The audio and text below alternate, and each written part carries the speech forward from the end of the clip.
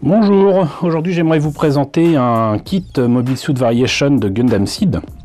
Donc un Gundam Seed MSV. Il s'agit du Hyperion Gundam que l'on ne voit absolument pas ni dans Gundam Seed ni dans Gundam Seed Destiny. Il s'agit vraiment d'une histoire parallèle. MSV, Mobile Suit Variation. Et il s'agit donc de mechas ou de personnages qu'on ne voit pas nécessairement dans la série. Et voilà, alors c'est soit des histoires qui sont développées en manga, comme c'est le cas ici, ça peut être aussi des histoires développées en jeu.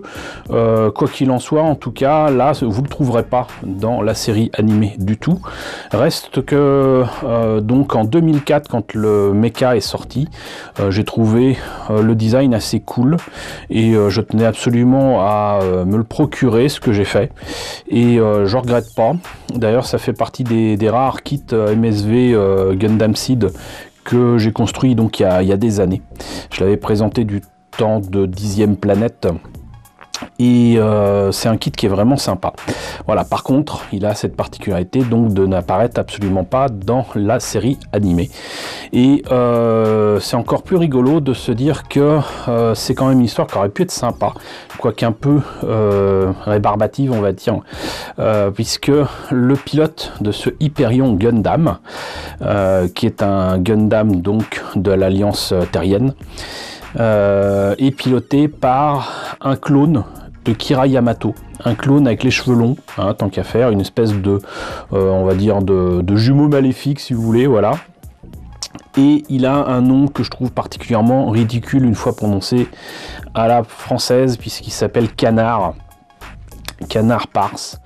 Alors j'imagine que ça se prononce Canal Parus ou un truc comme ça, mais c'est bon, voilà, s'appeler Canard, c'est quand même pas génial, sauf si on travaille pour un quotidien et encore. Et donc ce personnage visiblement était avec l'Alliance Terrienne dans la période qui correspond à la première guerre avec les coordinators, et ensuite il est devenu mercenaire et il va contrôler un autre Gundam dont le nom m'échappe, je crois que c'est le Dreadnought, qui je ne pense pas l'avoir en maquette, faudrait que je vérifie. Mais en tout cas, je sais que le Dreadnought est souvent un Gundam que l'on voit en jouet pirate en France, un peu partout. Je l'ai présenté de nombreuses fois dans des salons, des conventions, et je crois même dans 10e planète, c'est vous dire. Le corps de certains Gundam pirates sont en fait faits sur la base du Dreadnought. Quoi qu'il en soit, donc... voilà ce Hyperion Gundam au 144, high grade, hein, cela va sans dire. Il date de 2004 et présente donc du coup les kits qui étaient proposés à l'époque, à savoir le Gundam Strike rouge, les jeans que je vous ai déjà présenté, avec donc la version de Miguel qui est orange, et une autre version du jean qui est améliorée, on va dire.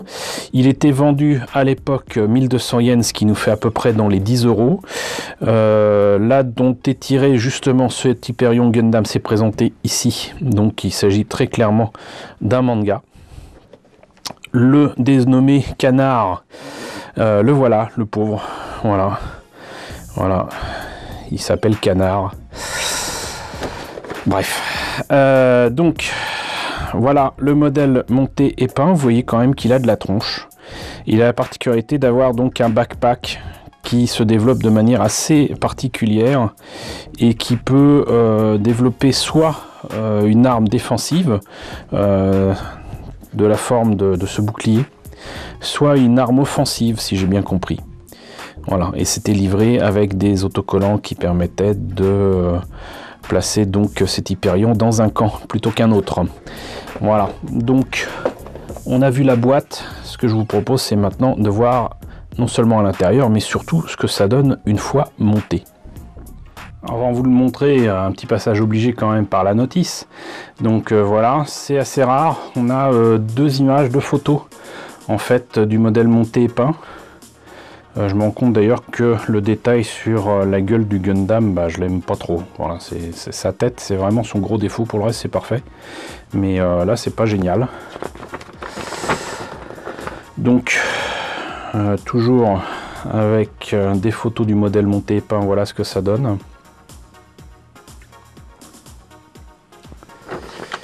Et sinon, pas de pièces en trop, à part des polycaps. On commence par le buste, la tête, les épaules, les bras.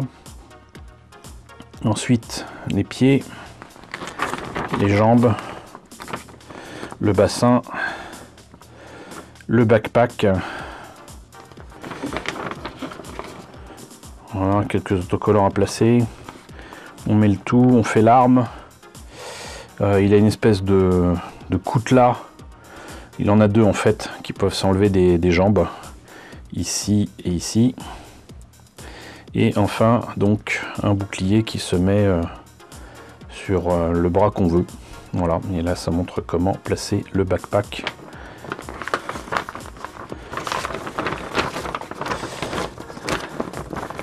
Comme on le voit ici.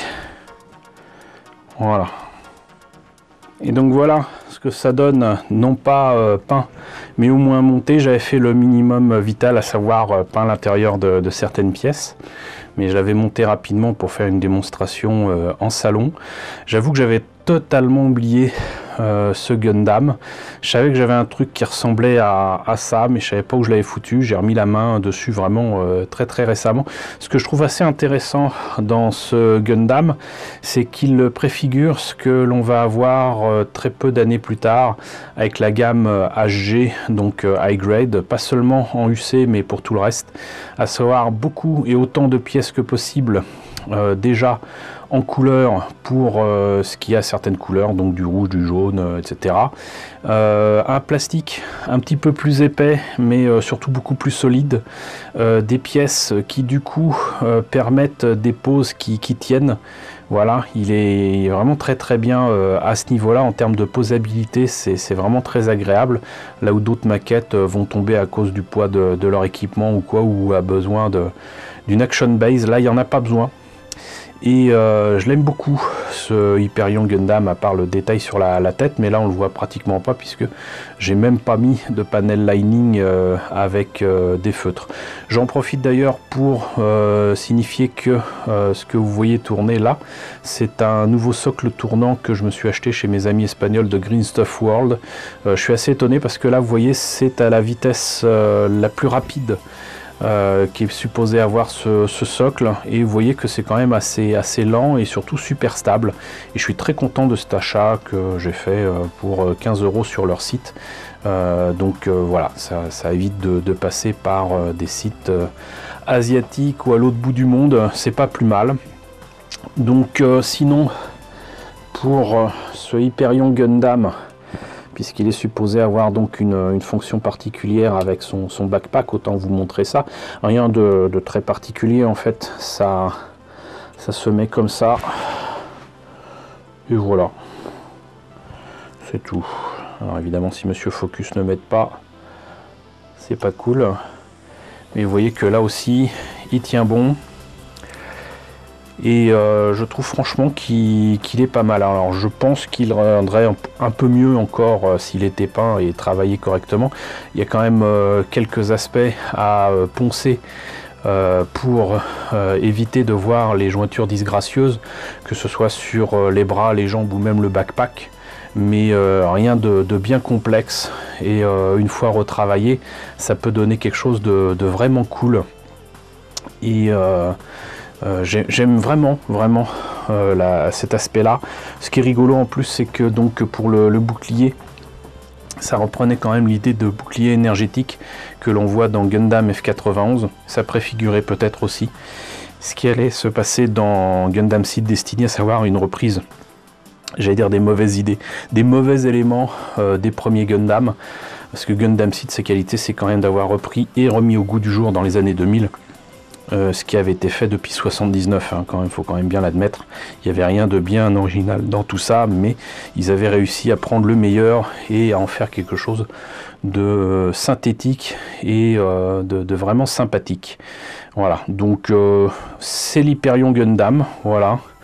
Je suis ravi de vous l'avoir montré. Ça permettra aussi de faire la différence quand je l'aurai retravaillé un petit peu, parce que même si j'aime beaucoup le plastique tel qu'il est là, il va falloir quand même que je reprenne tout ça et que je lui passe un petit peu de peinture quand même pour au moins le panel lining, et sinon donc reprendre certains détails et le faire dans les règles de l'art.